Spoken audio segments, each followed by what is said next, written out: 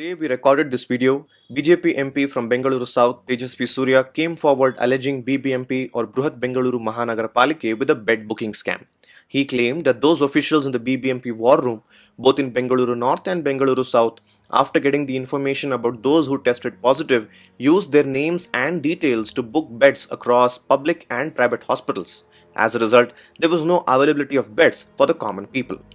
As of now, two people have been arrested and the case has been submitted to the CCB by the government.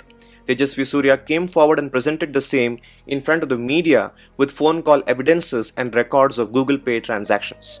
While several people appreciated the work done by him in uncovering this scam that let thousands of people lose their lives, several people showed apprehensions. Primarily, Tejasvi Surya claimed that after this, over 1,500 beds were shown available, which we personally cross-checked at News Hamster and found to be true. But the opposition was of the opinion that it took so long for the ruling government to uncover the scam, and BBMP as a body reports to the government.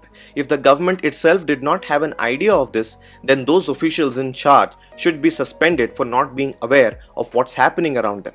Congress leader DK Shivakumar forced on naming the minister who is responsible for this. Since the scam has now been uncovered, we are yet to see as to how soon the government will be able to clear this mess and normalize the availability of beds for common people. But the question remains, what about those who are dying due to lack of oxygen cylinders? The unpreparedness seems quite evident in that scenario. Well, if you're trying to arrange oxygen cylinders or oxygen for the people around you, you will find out that it's a huge deficit and people are able to take advantage of this and make a racket out of this. Oxygen concentrators today are being sold at rupees 75,000 to 90,000.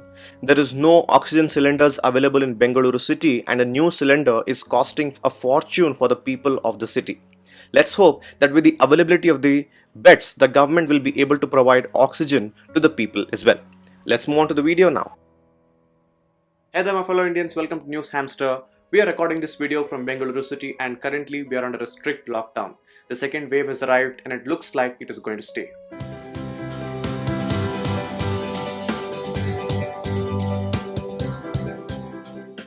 Not just Karnataka, several states like Odisha, Bihar, Madhya Pradesh, Maharashtra have all imposed a strict lockdown because the number of cases could not be controlled. As we record this video, India has over 4 lakh active cases and COVID-19 has claimed lives of 3,500 Indians. The number of cases in India are the second highest in the world. Alright, I'm aware that most of the content on your phones is about COVID-19, but that's the harsh reality. A lot of people are giving you home remedies while some people are putting up actual statuses about the availability of oxygen and availability of hospital beds in and around their cities. Ladies and gentlemen, as a generation, this is among the worst crises that we have seen. Today, India is suffering due to lack of oxygen. India is suffering due to lack of medical infrastructure. There are queues in front of crematoriums and graveyards. Delhi as a city has no wood to burn the dead. People are dying in front of our eyes and ambulances, the sound of ambulances is continuously grooving in our ears and even private vehicles are becoming ambulances today. All because of COVID-19 second wave. The demand for liquid oxygen in the country has risen by 76% in just 10 days. The National Clinical COVID Registry says that 1 out of 2 people admitted in the hospital due to COVID-19 require oxygen no matter what. It is heart-wrenching to see families split apart due to COVID-19. But who is responsible for all this?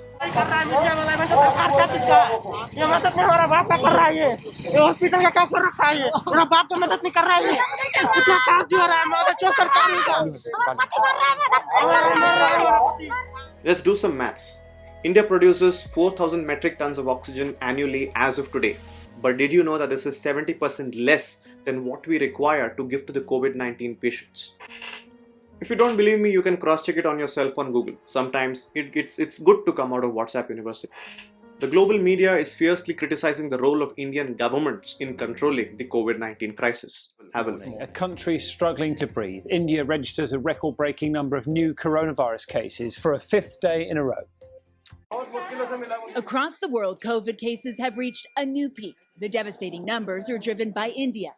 Nearly 400,000 new cases and more than 3,600 deaths in the last 24 hours. But with hospitals and morgues completely full, people are dying at home and being cremated here. Now you must be thinking, what about our vaccination drive, which was the world's largest vaccination drive? Ladies and gentlemen, today we are suffering from the shortage of vaccines. Those people who have got the first dose never received the second dose. Hell, some people haven't even received the first dose of their vaccination. People are fighting to get their OTPs. People are standing in the queues to get the damn token to get themselves vaccinated. Please note that we did something called as Vaccine Maitri, where we exported the vaccine produced in India to our neighboring countries and also to our friends. But today we are in a position where there is a shortage of vaccine in our own country, and as a result we have to import vaccines. And not just that, we are also importing oxygen and critical medicines like Remdesivir. We are the same guys who spoke about Atmanirbhar Bharat or Atmanirbharta, but where are we today? India was supposed to lead the world out of the pandemic. India was supposed to be the pharmacy of the world, but where are we today? Was this all a PR for a particular political party or for a particular leader? Think about it. The election result for various assembly elections are out, and people are happy, people are celebrating, it's a great win, everything. But at what cost? And now I want to tell you about some of the people responsible for this mess we are in currently. These are images of campaign political rallies that were held yesterday and in the days gone by, the last few days, by the TRS, by the BJP, by the Congress, as well as by the left parties. Yep, it's not just one political party, but it's almost all of them that contributed to this mess. But let's just not blame them alone. Let's blame ourselves too, because this is exactly how we started to wear our masks. Apart from that, we started doing everything else. We started going to weddings, we started going to parties, we went shopping, we went to theaters to watch the cinema, we wrote exams, we went to protests, we went to religious gatherings, we did so much. That's how lightly we Indian people took the upcoming second wave. The Kumbh Mela was in news as it was reported by the Madhya Pradesh Chief Medical Officer that 99% of the Kumbh returnees to Madhya Pradesh tested positive for COVID-19. While most of them were untraced, this was the scenario. Last year, it was a Tablighi Jamaat. This year, it's Kumbh Mela. If the government is held responsible, you and I should also take up some responsibility. What do we do now? Just stay at home. Just stay at home, adhere to rules and regulations, adhere to your lockdown measures. That's all we could possibly do. Remember those banging thalis and lighting diyas last year?